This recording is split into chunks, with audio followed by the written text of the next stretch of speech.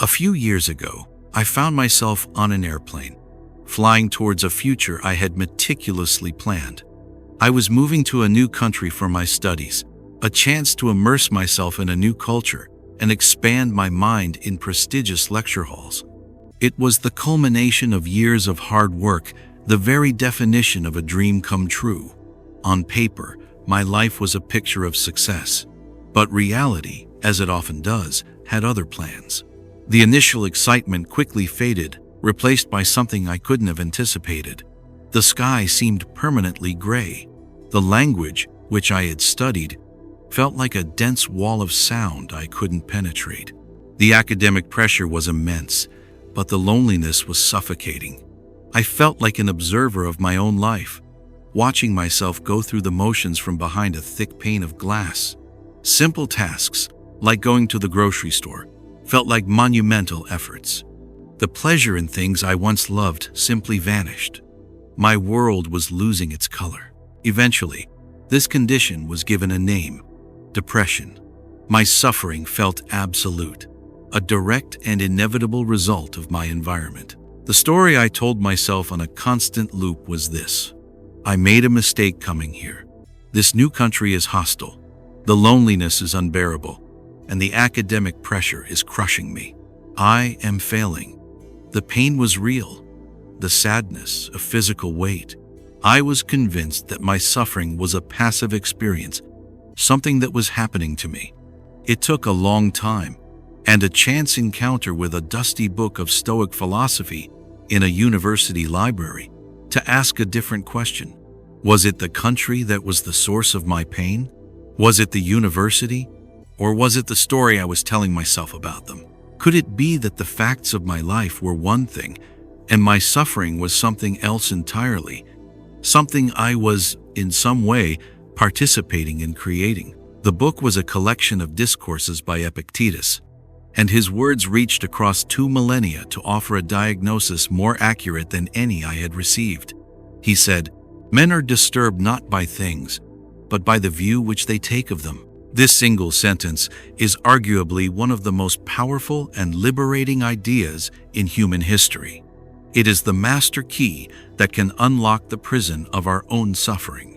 It suggests that the world outside of us, the raw data of reality, is fundamentally neutral. Events themselves do not have the power to harm us.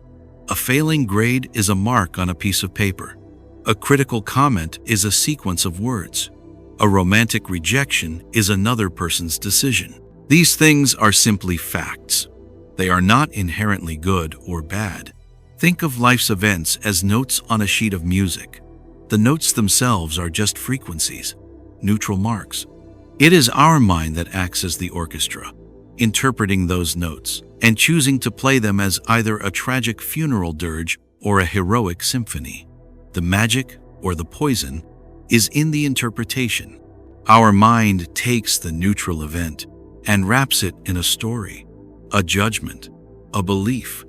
And it is this judgment, this view, that creates our emotional reality. Let's go back to my story. The event was studying in a new country. That was a neutral fact, but my view, my orchestra, was playing a funeral march. I saw it as a loss, an exile, a confirmation of my inadequacy. I judged my loneliness not as a temporary state, but as a permanent identity.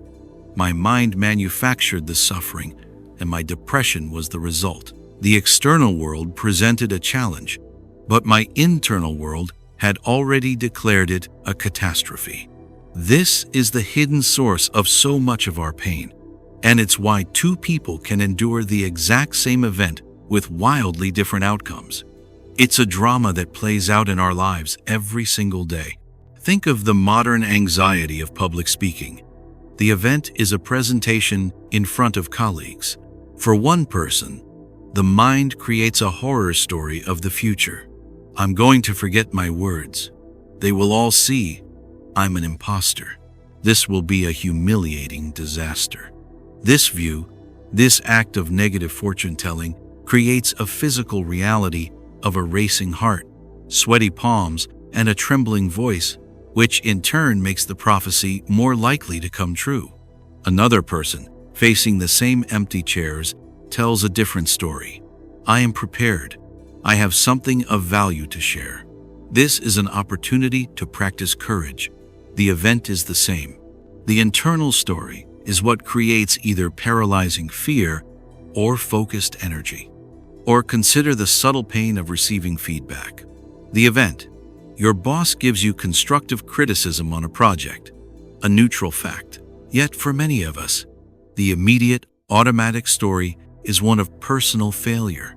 We hear, "You're not good enough," instead of, "This work can be better." We take a comment about our work and internalize it as a verdict on our worth.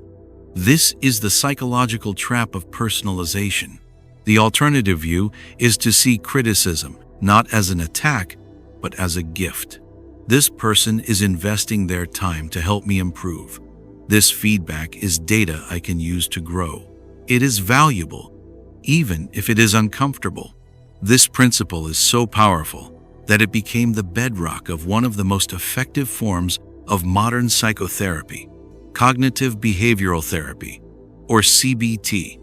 What's incredible is that the core of CBT is the exact same insight Epictetus had 2,000 years ago.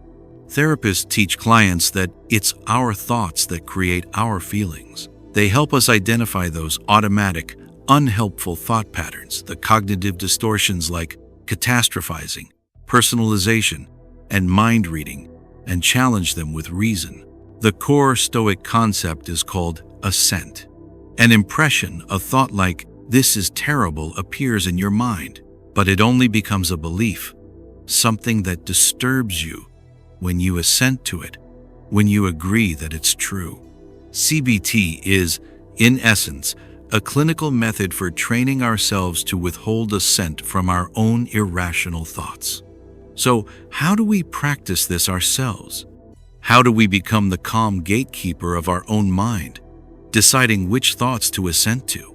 We can use a powerful exercise, a form of mental training I call the perception journal. It's a way of creating a critical space between an event and our reaction to it. It has 3 steps. First, write down the event. Describe what happened as a neutral, third-party observer would. Purely objective facts. For instance, I received an email inviting me to a social event where I won't know many people. Not, I have to go to that terrifying party. Just the facts. Second, write down your initial view. This is your automatic, raw, unfiltered story about the event. Your gut reaction. This is going to be awful. I'll have no one to talk to. Everyone will think I'm awkward and weird. I should just make an excuse not to go. This is the story that is creating your social anxiety. Third, write the reframe. Here, you step into the role of the philosopher. You challenge your initial view with calm reason. You look for a more rational, more helpful interpretation. Ask yourself, is this story 100% true? Am I predicting a negative future as if it's a fact? What advice would I give to a friend in this exact situation?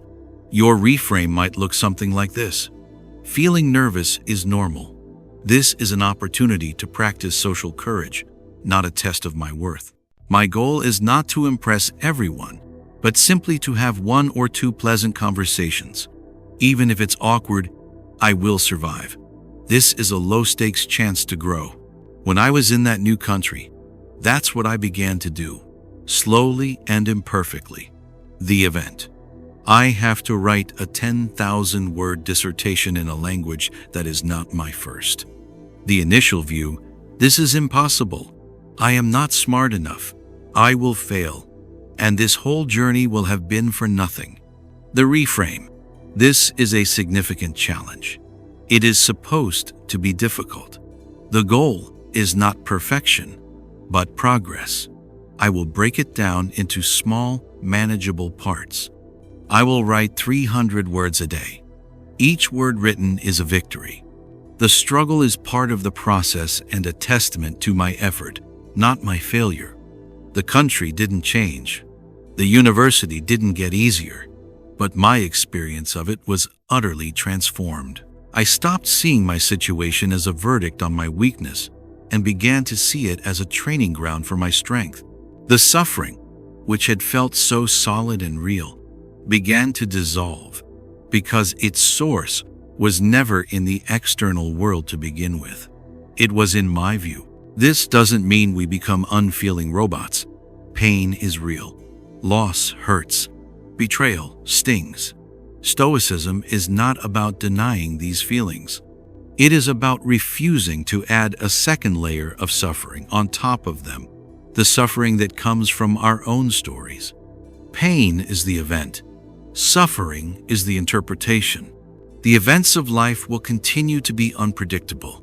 People will disappoint us. Fortune will turn, and loss is inevitable. We cannot control the storm, but we are not helpless. We are the architects of our own inner world. We can choose to build a mind that is fragile, easily disturbed by every gust of wind, or we can choose to build a fortress, an inner citadel, founded on rational judgment and clear perception. That fortress is not a gift. It isn't something you're born with. It must be built, stone by stone, with daily practice. My greatest education in that foreign country didn't happen in the classroom. It happened in the quiet moments when I learned to challenge my own mind. And the power to build your own fortress is, and always has been, entirely your own.